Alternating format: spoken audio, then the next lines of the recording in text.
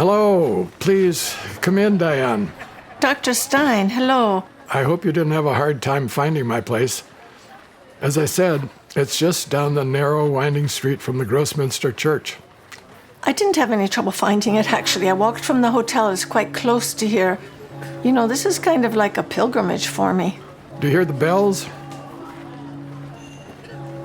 Now we have to walk up 2 flights of stairs. I hope your legs are in good shape. No problem there. I'm used to trekking in the Himalayas. Then Switzerland is going to be a piece of cake for you. Please follow me.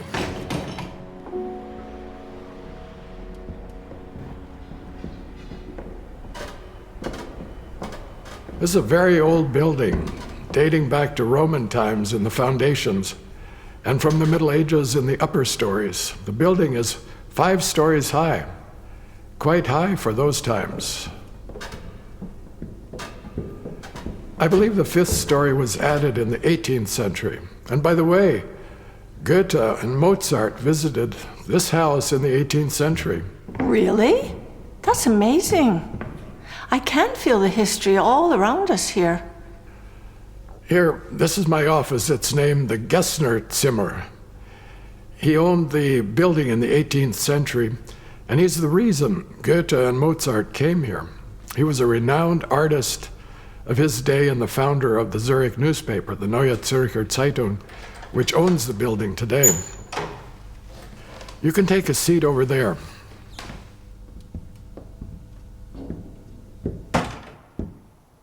Thank you. And thank you for seeing me today, Dr. Stein. You can call me Murray. I'm American, less formal than the Swiss. That's very kind of you. I'm American too.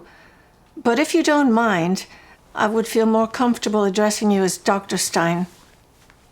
Now, I called you because I've had what I think is a big dream, and I would like to discuss it with you. I do believe it has a lot of meaning, not just for me personally, but who knows, maybe for you and others as well. And I've brought some paintings and drawings to show you.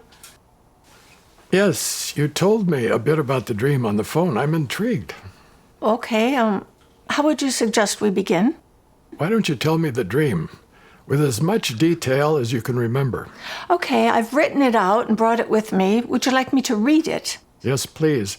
And fill it in if you, as you go, if you remember more details.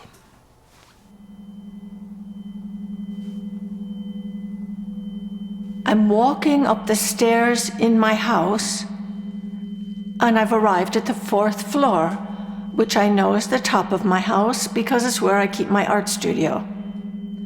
But then I notice there's another flight of stairs continuing on up.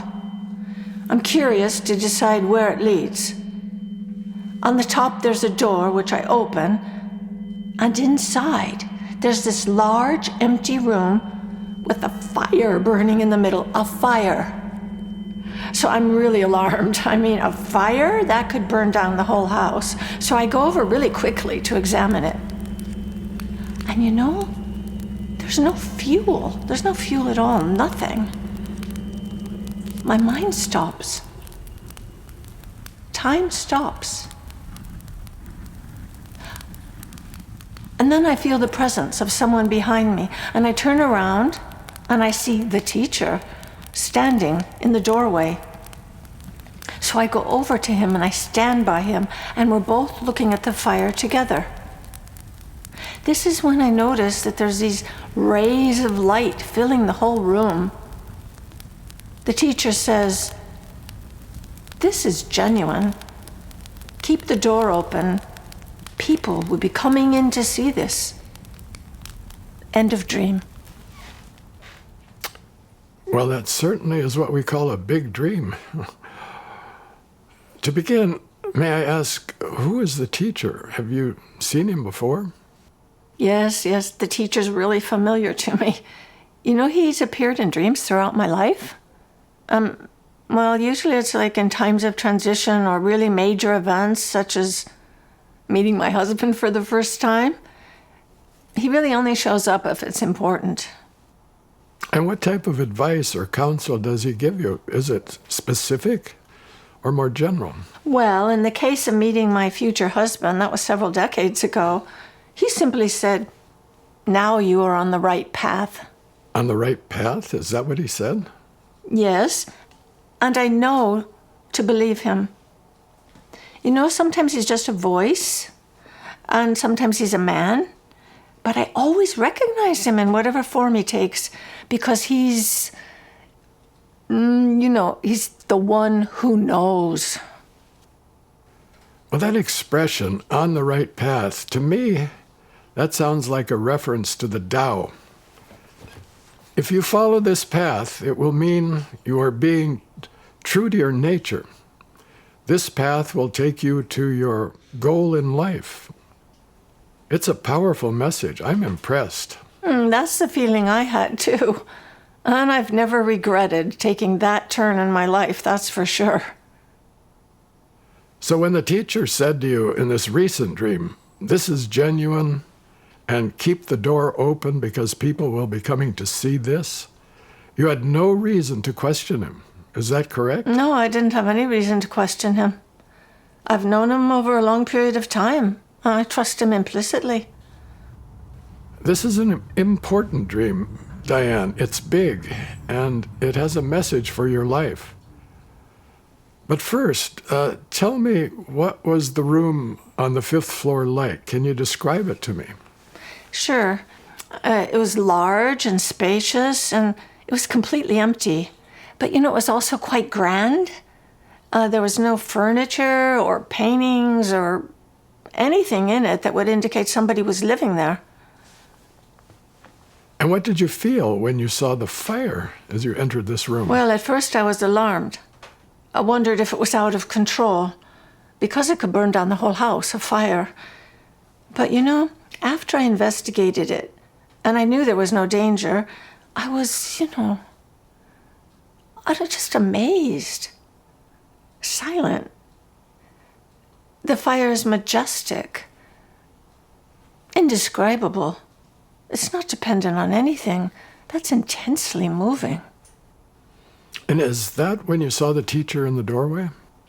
Yeah, it is. I don't know how much time went by, but at some point I became aware of him and I turned around and saw him.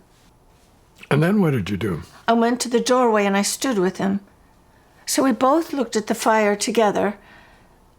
He only said a few sentences, and his voice was this kind of low and definite voice. All he said was, "This is genuine.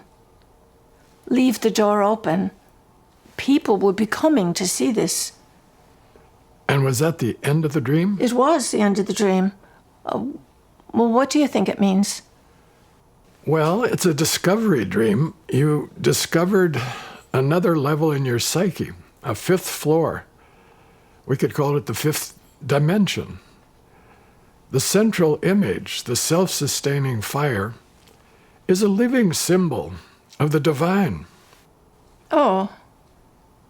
I'm thinking about that. Dr. Stein, do you know what you mean by living symbol? I thought it was the thing itself.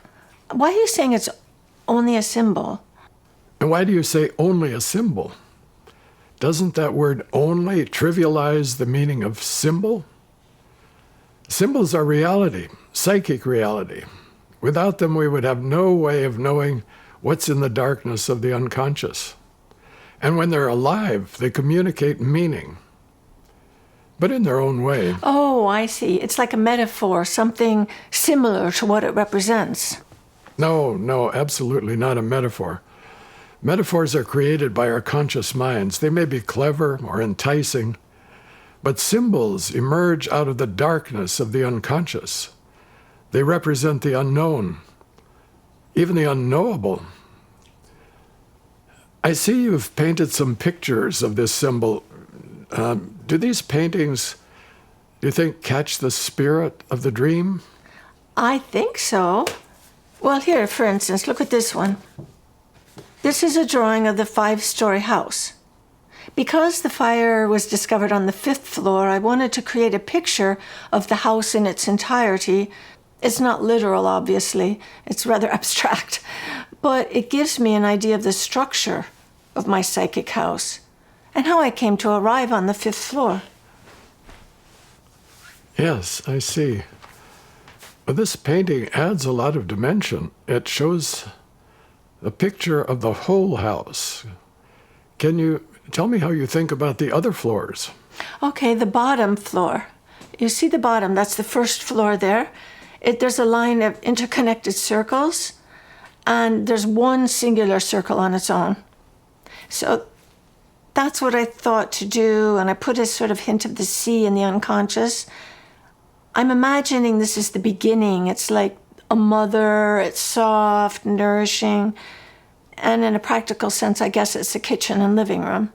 Okay, the one up from that, the second level, it's really hard and edgy. It's like a pair of opposites, and it demands work, extroverted activity, demanding, dealing with the outer world. So literally, I guess it's like an office, where you have deadlines, where you have all your computers and all your screens and your contracts, your tax returns, all that kind of thing. Edgy.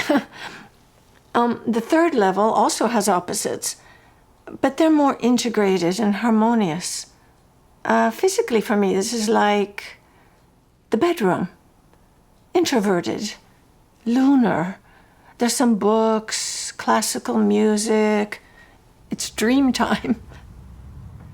And then the fourth level, well, that's for messy creativity, an art studio. It's full of colors and images and experiments, and it doesn't matter if you fail or succeed.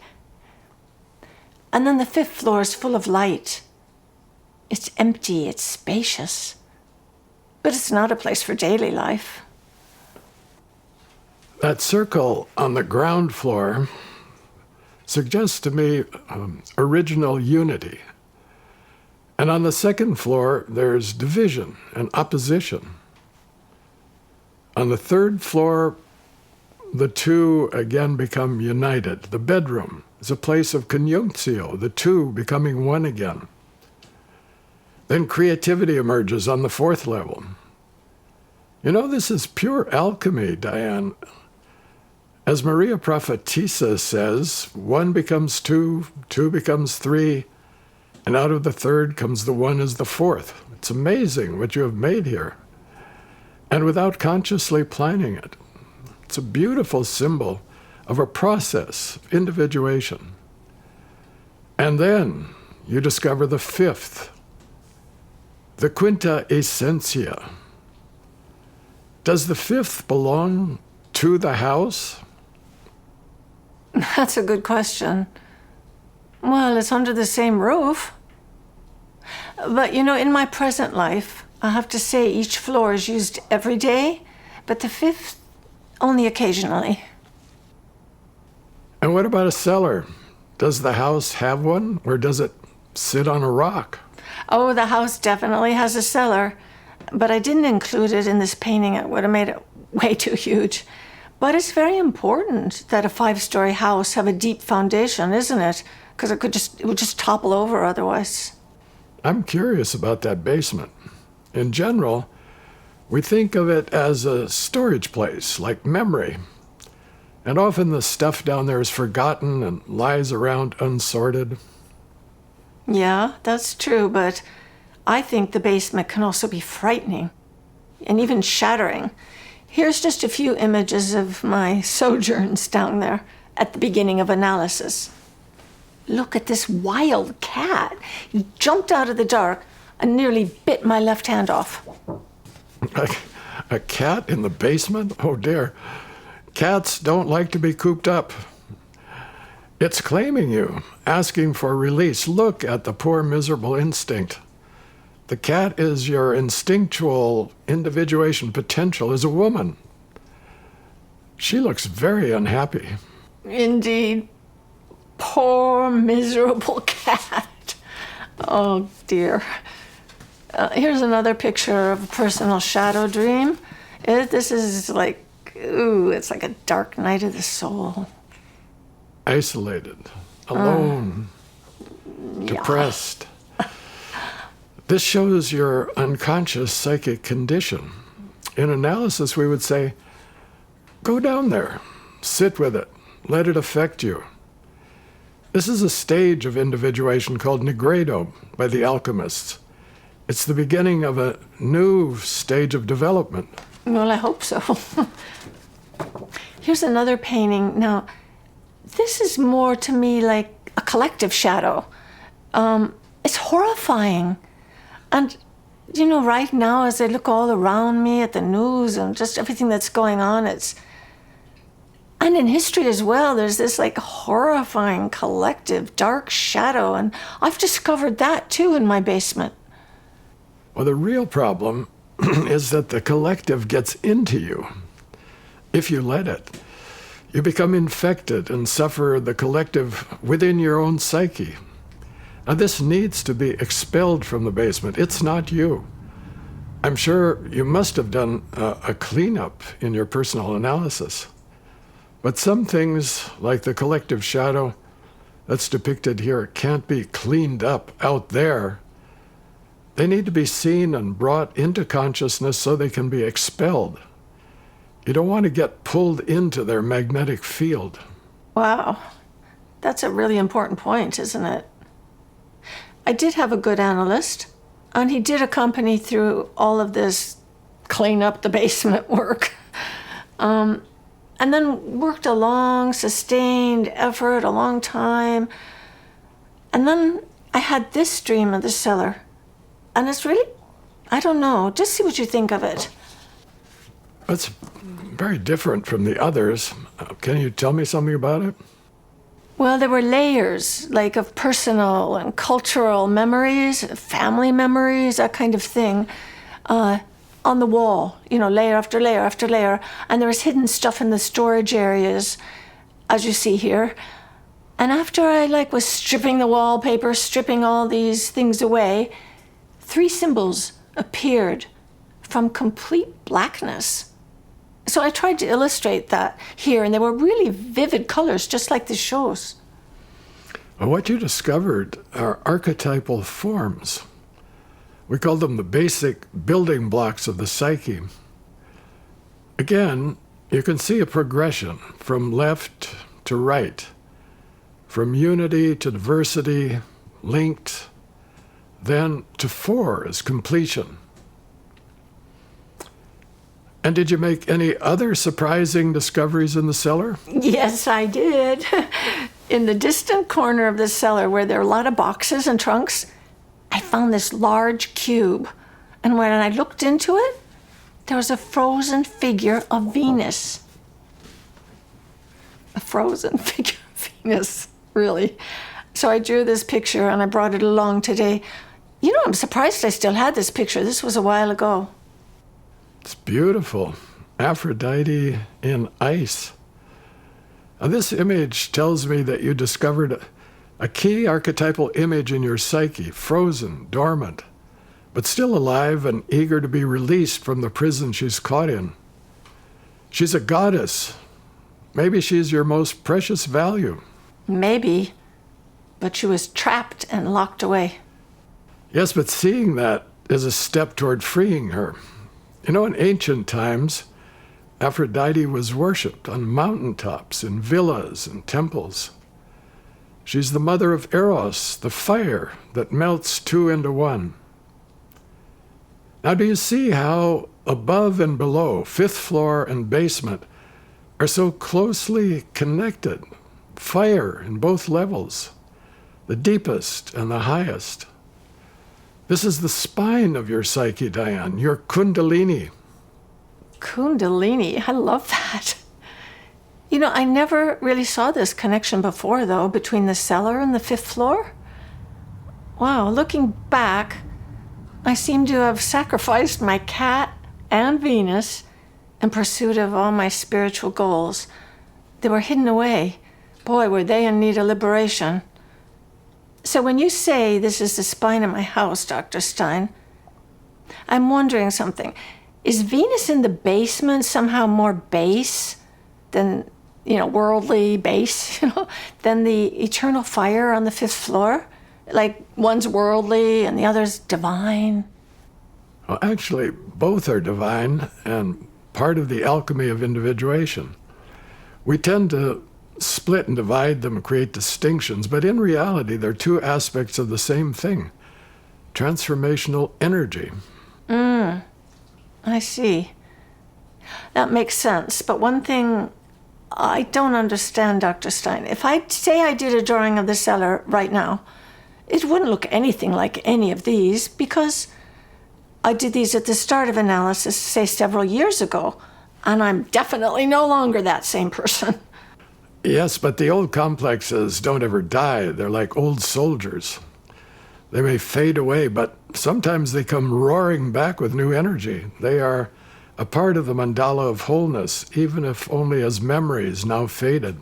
So I take from what you just said that even though I spend, say, most of my life on floors 1 through 4, and I occasionally visit the 5th floor, I also need to go into the cellar regularly and keep unveiling what I discover there for my whole life? Yes. To make the unconscious conscious is a lifetime's work. I think what you're saying is true because just recently I had a kind of sojourn, let's say, down there, and I discovered this, I don't know, floating complex, I guess I'd call it, and I didn't know it existed before. So I'm depicting it in an abstract way, but I think when you look at it, you can tell that it really needs to be examined, unknotted, into the light of day. What do you think? Here it is. Well, this does look like a very interesting complex, Diane. It's musical, and it's surrounded by shadowy material that looks like waves.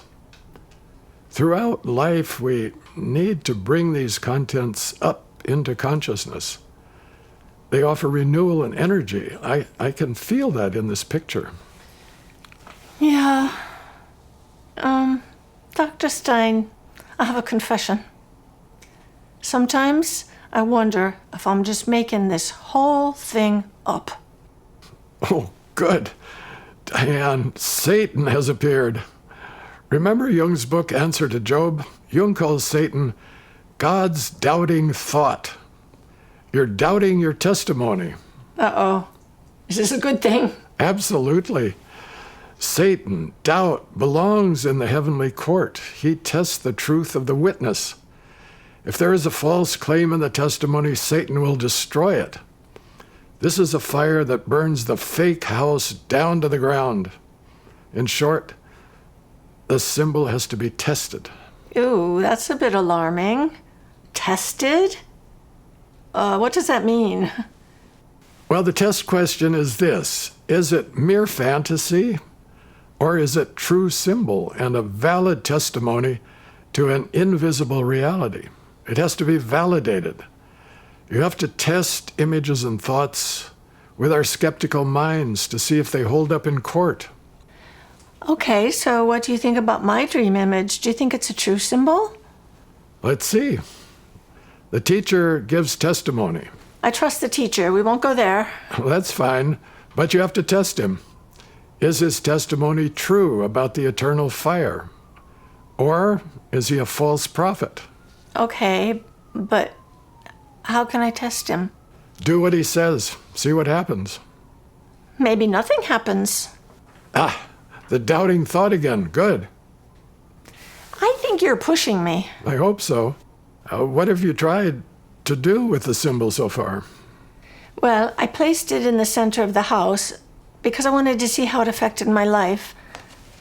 Here's the image. I did a painting of placing it in the center of the house. It's like in the heart of my whole being when I place it here.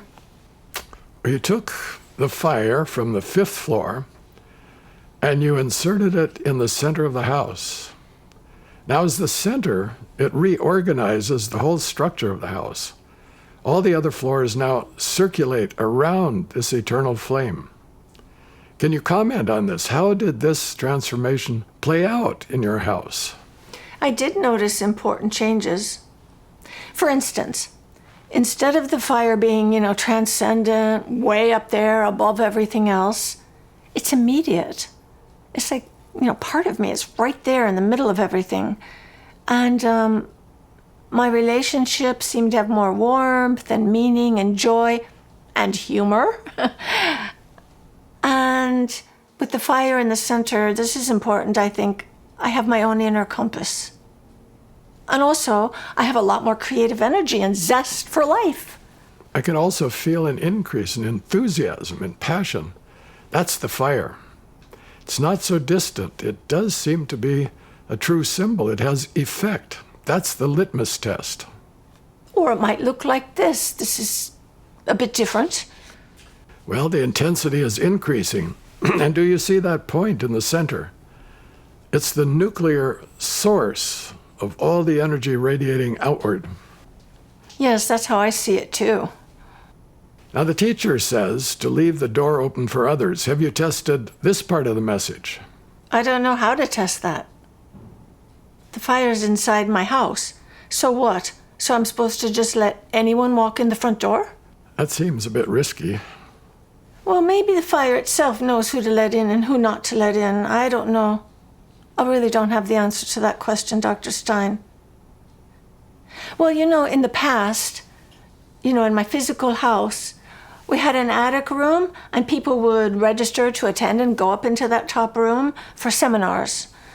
And this doesn't seem risky because it was just for a certain time, and people came at my invitation. Do you think this is similar? No, I don't think so.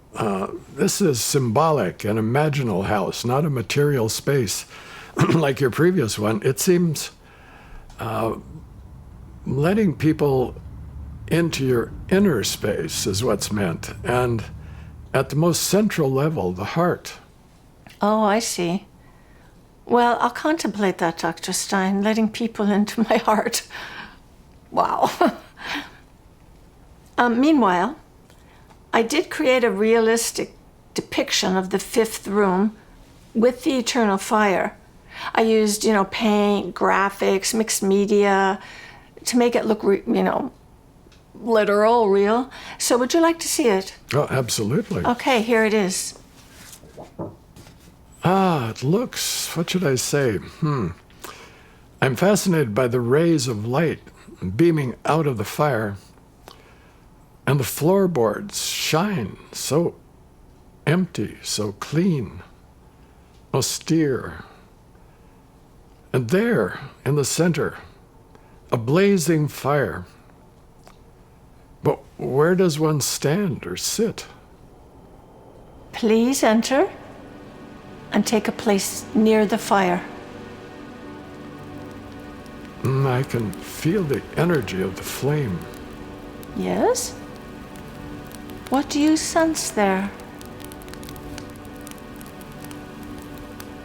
What I sense is the eternal.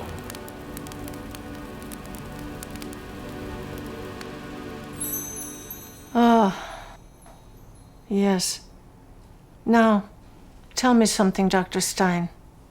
How can this be translated or transferred or integrated into the other levels, into ordinary life? I mean, really, I ask you. That's a puzzle I can't answer for anyone but myself. And you? What do you do with it? How do you bring the temporal and the non-temporal together in your life? I would be most interested how you answer that puzzle for yourself. I don't think you're going to tell me, though. So I'll tell you, to be honest, I'm not doing anything with it. I'm just trying to let it affect me. I'm in awe and wonder, and sometimes I think, what does this have to do with me anyway? Well, you discovered it in your house. It's part of you now. Yes, that's true.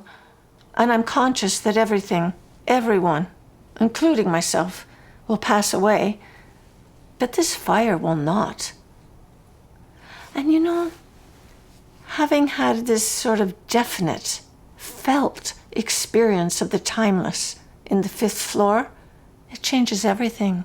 It changes my perspective. Does it give you strength or confidence in daily life? Daily life. In daily life, I'm really often swept up in the demands of the time, and I get distracted by outer events. But seriously now, even if I don't experience the sacred fire continuously, my confidence in its reality is increasing. And that's more evidence that this is a true symbol. Its effect is increasing, not fading. But I really have a long way to go to keep the door open. And that's one of the reasons I came to see you today. I don't want to be, selfish and full of self-conceit. Well, I'm sure you know that famous 10 ox-herding pictures of Zen Buddhism. At the end of the process of enlightenment, the sage enters the marketplace. And what does he do there? Nothing special. He talks to a young man, and the text says that wherever he goes, the trees blossom. The eternal fire is at your center, and it comes with you into the marketplace. Wherever you go, the surrounding world will respond. You don't have to do anything special. Just be there. Well, I do know the ox-herding pictures, and it's very interesting that you bring them up, because I've been pondering the transition from the 9th picture to the 10th picture for quite a while. Here's an abstract painting I did. This one's for the 9th picture. This one's really easy for me to paint. It's so familiar from decades of intense meditation practices. I call it the still depths of the self. To me, this looks like an incubation phase in the process. It's a perfectly centered picture. It represents the archetypal starting place of all that is. The dark frame around the center circle is a deep cosmic unconsciousness out of which being itself emerges as a mystery. The squaring of the circle and the encirclement of the square represent the idea of the paradox of wholeness. It's a picture of great psychological stability, but it's not the final picture. Yeah, I couldn't even conceive of how to paint the final picture. I mean, it was such a struggle, like a big koan for me. So, and also I don't know if I'll really ever in this lifetime make that transition to the 10th ox-herding picture. However, I finally painted this. I'm not sure it represents it, but here it is. Well, it's a picture of returning to the marketplace. It's bursting open. You naturally and spontaneously respond to the world around you, and the world responds to you. I think I know what you mean, Dr. Stein. Responding to the world around you. I guess you really have no choice. This next painting I did, I thought I should really try to express feeling. My feeling of being in the presence of the eternal fire. Tell me about the area around the flame, Diane, around the center, the flame in the center. You see that shell? It encircles the fire. Well, that shell, it's really like my house, my psyche, my life. The fire itself doesn't distinguish birth and death in the same way we do, or at least in the same way I do. It has no notion of what is temporal or eternal. Contemplating this drawing for a long time made me wonder something.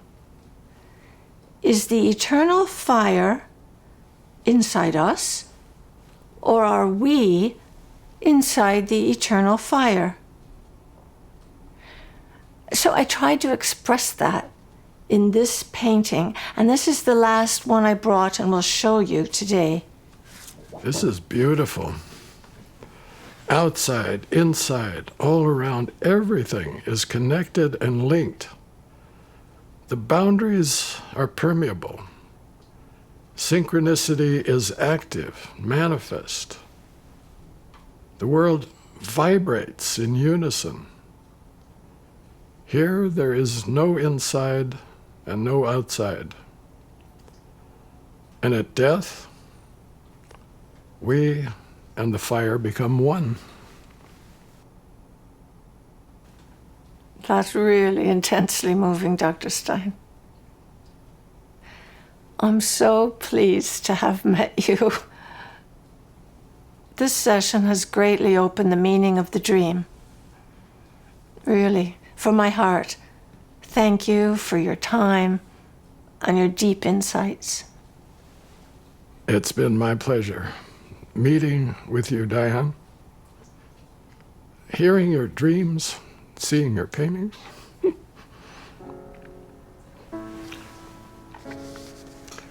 You know, I have the sense that you're on the threshold of a new life, and all the rest was preparation for the full opening of the flower that you are. Now be careful as you step over the threshold, Dan. It's a bit tricky. And in your way downstairs, take a look at the medieval painting on the wall. The painting is titled Under Wasserquelle, at the water well, and it shows a deer drinking there. A deer drinking there. Thank you.